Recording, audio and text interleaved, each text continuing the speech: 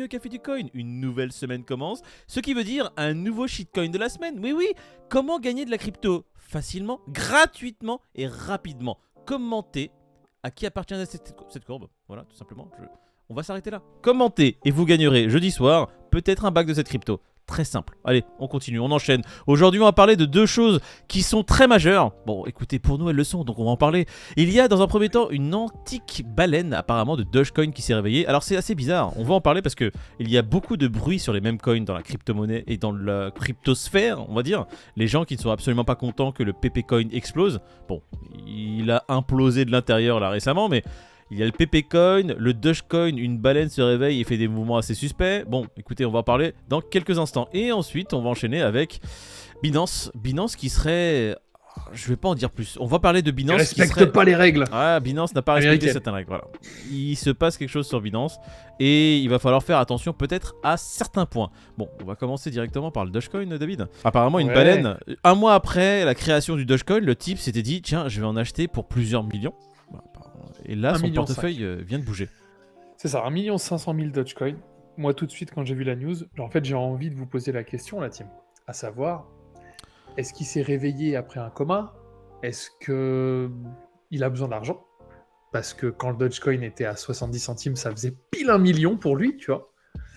Parce que pourquoi sortir maintenant? Si t'es early dans la crypto, parce que ce mec-là, on peut dire qu'il est early, tu sais qu'on n'est pas en plein bull run et que c'est pas vraiment le moment de prendre des gains sur le Dogecoin. Là, pour l'instant, ouais, comme tu dis, il aurait pu qu'il a vendre pas besoin d'une Honda Civic ou, tu vois.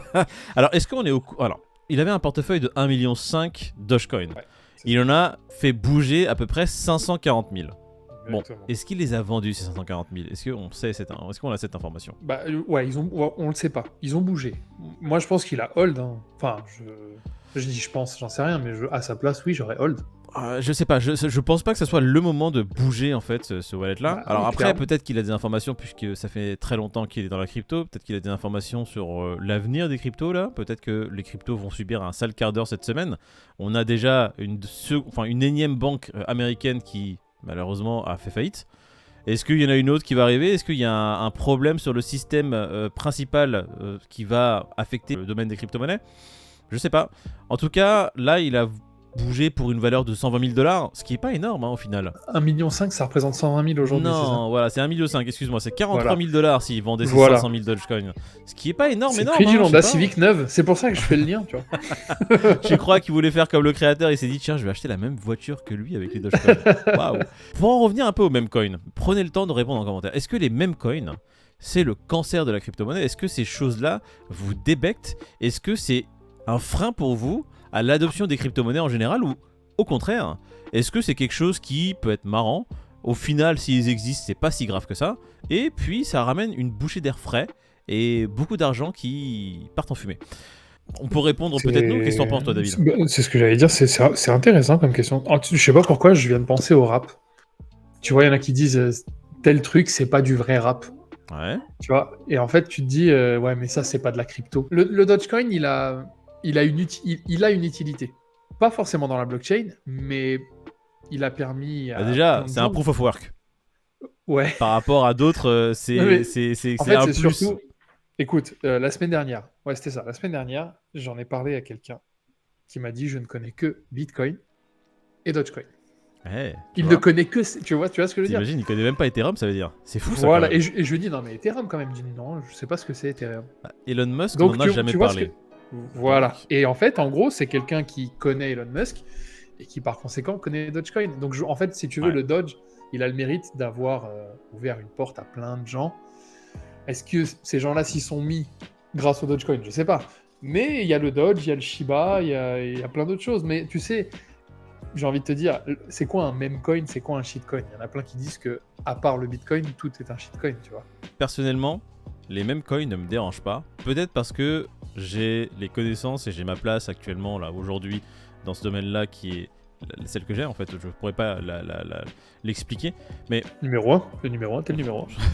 Je suis le numéro 1, pas du tout. Ce que je veux dire par là, c'est que, en soi, si je vois des mêmes comme passer, moi, je vais le voir vraiment d'un point de vue pur investisseur. Est-ce qu'il y a une opportunité financière et est-ce qu'on va pouvoir se faire de l'argent grâce à une hype? Tu vois, je vais pas me dire, oh mon dieu, oui, je veux appartenir à une communauté. J'en ai rien à faire. Là, si on parle du PP Coin, le PP, il faut savoir que c'est un mème de façon générale qui est beaucoup utilisé surtout sur les groupes Telegram. Cette communauté-là, la personne qui a lancé ça, a joué de cette communauté et il est ce qu'il est aujourd'hui. J'espère qu'il n'y a pas des gens qui ont perdu beaucoup d'argent dessus parce que ça serait vraiment dur et nul. Parce que, je sais pas, il y a tellement d'informations aujourd'hui qui est disponible aux commandes des mortels grâce à des chaînes YouTube, grâce à des contenus sur Internet, que perdre de l'argent maintenant avec des mêmes coins qui sortent de nulle part, c'est quelque part tu l'as cherché. Tu avais juste à faire une recherche pour savoir si c'était intéressant ou non. Il y aurait écrit partout des gros disclaimers. Attention, volatile, tu risques de perdre ton argent. Si tu veux participer pour le fun, vas-y. Maintenant, le PP Coin, cette grenouille, elle est connue aux États-Unis. Il suffit qu'un média mainstream dise cette crypto est en train de péter. Le mec lambda, il va juste voir qu'elle est en train de péter et vite, faut qu'il aille dans le train. Il va peut-être occulter et peut-être même il que va ce rattacher média ça. mainstream ne va pas dire attention, c'est volatile, c'est à vos risques et périls. Hein. Ils Ouais. sont rien à foutre le média de dire ça, tu vois. Donc, moi, je suis absolument d'accord avec toi. Le PP, perso, je suis pas dedans parce que on l'a un peu loupé. On en a parlé en live, on l'a loupé. On aurait pu être early, mais on l'a loupé. S'il pète, tant mieux pour ceux qui sont dedans. Maintenant, effectivement, j'ai déjà acheté un truc qui s'appelle le Panda Inu. J'ai déjà fait un gros multiplicateur, mais je l'ai acheté parce que je savais que le soir même, j'allais prendre des profits et je suis sorti. Et aujourd'hui, je m'intéresse plus du tout à cette crypto, tu vois. Ouais, je vois. Maintenant, admettons, tu as 10 000 balles à investir, tu mets 50% dans un shitcoin en me disant ça peut être un game changer. Ça, franchement, tu le mérites, tu mérites les conséquences de ce qui t'arrive. Ouais, en fait, c'est ça. Tu m'aurais dit ça en 2014-2015, on va rejoindre le milieu du poker. Il y avait, de 2005-2006, il n'y avait pas beaucoup de choses que tu pouvais apprendre en ligne pour savoir comment jouer. Aujourd'hui, en 2023, on va ramener ça à 2016. 2016, il n'y avait pas autant de médias, c'était pas aussi mainstream qu'aujourd'hui, il n'y avait pas autant de créateurs qu'aujourd'hui qui parlent de crypto-monnaie, qui les démocratisent et qui les vulgarisent. Mais en 2023, il y a énormément de chaînes qui te donnent énormément de bons conseils gratuitement. Tu dois pouvoir t'en sortir sans perdre tes plumes et sans faire d'erreurs aussi grosses que d'investir 50% de ton capital dans un même coin pour un investissement long terme et surtout de l'argent que tu n'es pas prêt à perdre. On va attendre le retour de nos viewers et j'aimerais continuer sur Binance. Binance qui, lui, n'investit pas dans les mêmes coins mais qui me permet à certaines personnes qui n'auraient pas le droit qui les liste. Apparemment, il y a des gens qui sont sur Binance qui ne devraient pas l'être. C'est ça dont est accusé Binance aujourd'hui. C'est assez fou parce que c'est la même accusation qu'ils ont eue il n'y a même pas un an. Et de la part de la même entité, The Americans. Qu'est-ce qui s'est passé? C'est encore les Russes? C'est un coup des Russes. En fait, c'est ça. Donc pour les... c'est un coup des Russes encore. Zut. La relation Russie-États-Unis n'est plus à cacher, ça date pas d'hier. Mais c'est vrai que ça fait un petit peu, je fais la pluie et le beau temps, donc Binance, tu seras gentil de taper sur les doigts des Russes parce qu'on les aime pas, tu vois. Surtout que quelques mois auparavant, Binance, grâce à Binance, CZ et toutes ses équipes, ils ont envoyé quelques petites personnes en prison qui ont vraiment fait du sale pour le coup, tu vois. Ouais.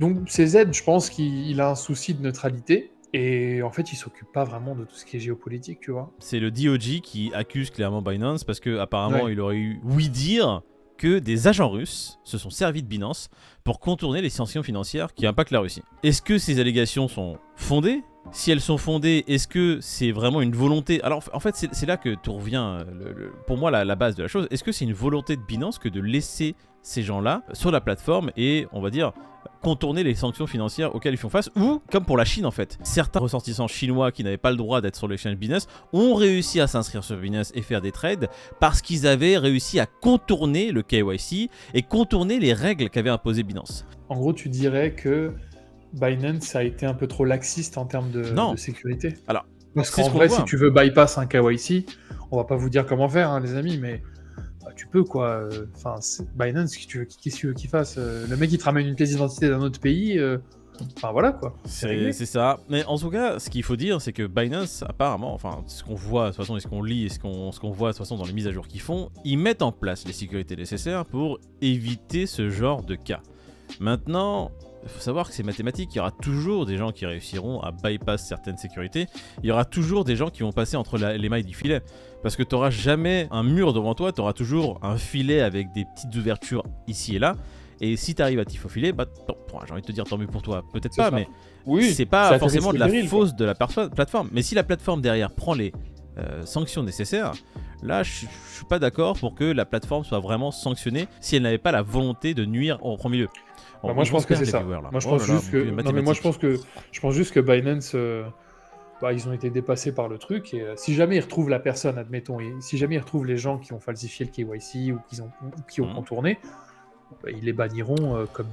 Si, russe ou pas russe, ils les bannissent. Et puis Par contre, si CZ est vu en train de siroter un petit café, un petit mocha blanc avec un petit cookies granola, grosse pépite de chocolat avec ses russes, oui, là on pourrait dire que il y a peut-être Orgui sur roche. Et on serait les premiers à dire CZ, tu déconnes. CZ, what are you doing? Bref, CZ, j'espère que là, dans les semaines qui arrivent, les enquêteurs vont trouver rien à redire. Parce que un procès ou un énième fardeau sur la tête de Binance, ça va pas redorer le blason des crypto-monnaies et ça va pas aider, on va dire, les prix des crypto-monnaies en général. Là, on a un marché qui peine à se stabiliser, on va dire ça comme ça. Il y a eu une remontée qui a eu lieu sur les dernières 24 heures. On a le Bitcoin qui est repassé à 29 137 après avoir perdu quelques plumes. Là, on voit que ça revient à des niveaux corrects qu'on a connus ces dernières semaines. L'Ethereum à 1927. Voilà, est-ce que ça va clôturer au-dessus des 29 ou est-ce que les shorters et les bears vont reprendre la main? Ouais. On en parlera dans la vidéo de mardi parce que celle-ci se tourne juste avant la clôture de 2h du matin. Donc on va voir qu'est-ce qui se passe, on va voir ce qui se dit. On a toujours ce fabuleux Pepe qui là prend 12,1%. Bon, il a perdu gros, hein, qu'on soit clair. C'est, on va dire, une remontée minime suite à la perte. J'ai vu pas mal de gros comptes Twitter qui disaient qu'ils avaient rechargé suite au flush qu'il y a eu sur Pepe. Et j'ai l'impression qu'il y a encore des gens qui sont assez bullish dessus, c'est assez incroyable. En fait, c'est fou parce que moi, ce qui m'étonne aussi, c'est la vitesse à laquelle ça a été listé sur KuCoin. Bon, ok, mais sur Binance. Je me souviens, hein, le Shiba Inu, il avait pris déjà 1 million de % avant qu'il soit listé, tu vois. David, la capi, elle est arrivée à 10 milliards, s'il te plaît. Oui, non, c'est vrai. 10 milliards de capi, t'imagines? 10 milliards de capitalisation, Pepecoin. Est-ce qu'il y a un projet derrière? Rien. Est-ce que dans le futur, ils vont dire on va créer un jeu, on va faire un métaverse, on va faire un MMO RPG? On n'en sait rien. Mais pour l'instant, Pepecoin ne sert strictement à rien si ce n'est à dire j'ai du PP. Et en fait, c'est pire que Dodge, c'est pire que Shiba Inu parce que tu vois, Shiba Inu, ils essayent de faire du truc dans le métaverse, ils essayent de faire un wallet, ils ont fait un jeu, etc. Là, Pepecoin, c'est vraiment les gars.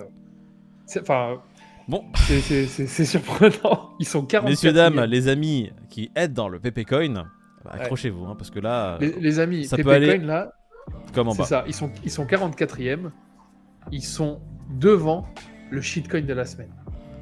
Et le shitcoin de la semaine, c'est pas un shitcoin, hein, parce que Moïd, Pete et moi-même, on est investi dessus. Ouais, et je perds gros sur le shitcoin de la semaine. Alors attention, voilà, ça sera un indice. Voilà, deux indices. On est tous investis sur le shitcoin de la semaine.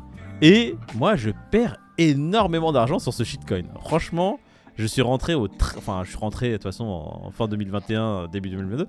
Je perds moins 500%, comme dirait le putain, ça veut dire que je dois de l'oseille à des gens. C'est bizarre ça. Allez, shitcoin qui apparaît, mettez en commentaire à qui appartient cette courbe. Si c'est un token, si c'est un coin, ça vous le saurez un peu plus tard. Lutter, on vous la donnera aussi en indice sur nos réseaux sociaux, Instagram, Twitter. Et d'autres Twitch aussi, on est aussi sur Twitch. Et puis on reste en contact tout au long de la semaine pour parler un peu des actualités des crypto-monnaies. J'espère que vous aimez nos vidéos. Si vous aimez, n'hésitez pas à vous abonner parce que ça, c'est ce qui nous permet de grossir. Ça nous permettra de faire des formats encore plus intéressants pour vous toujours gratuitement. On est sponsorisé par personne parce qu'on voit plusieurs dramas sur Twitter avec des gens qui font des sponsorisations apparemment fantômes. Pas cramées. Voilà. Elles sont très cramées, hein, mais nous, on n'est pas sponsorisé. On n'est pas sponsorisé, c'est vraiment du contenu gratuit pour vous, pour qu'on soit le plus éthique possible. Allez. Il y a un sponsor que j'accepterais quand même, c'est le Crypto Fear and Greed. Mais je sais même pas si c'est une entité en vrai qui pourrait nous sponsoriser, tu vois. Ah, le Fear and Greed, il a combien là? Je dirais 59. 59, allez, moi je dirais avec ce qui se passe, 54. Et il est à 64, j'avais 10 de retard, c'est pas grave. Allez, Fear and Greed de demain, moi je dis, avec ce qui s'est passé. Oui. Fear and Greed de demain, 62. 62 59. Ouais. 62, 59. Bon, écoute, on verra bien. On fait un jeu du Fear and Greed sur la journée de mercredi. Sur la vidéo de mercredi, si vous commentez le Fear and Greed de jeudi, c'est-à-dire sur la journée de mercredi, vous arrivez, oh, le Fear and Greed de jeudi sera à 54, avec une petite question pour la communauté. Si jeudi, c'est à 54, et que vous avez le bon chiffre, vous gagnerez très probablement beaucoup de crypto. Allez, Pourquoi il dit très probablement? Parce que vous avez une chance d'être tiré au sort. Et par exemple, il y a 2 semaines, il y en a qu'un qui l'a trouvé, le Fear Grid. Donc, il a gagné le tirage au sort, oh forcément. là là, on est trop sympa ici, on Easy. donne trop d'argent. Easy. Trop d'argent donné C'est par le trop. Café du Coin, totalement gratuitement et assez rapidement parce que vous avez juste à commenter, liker et à vous abonner.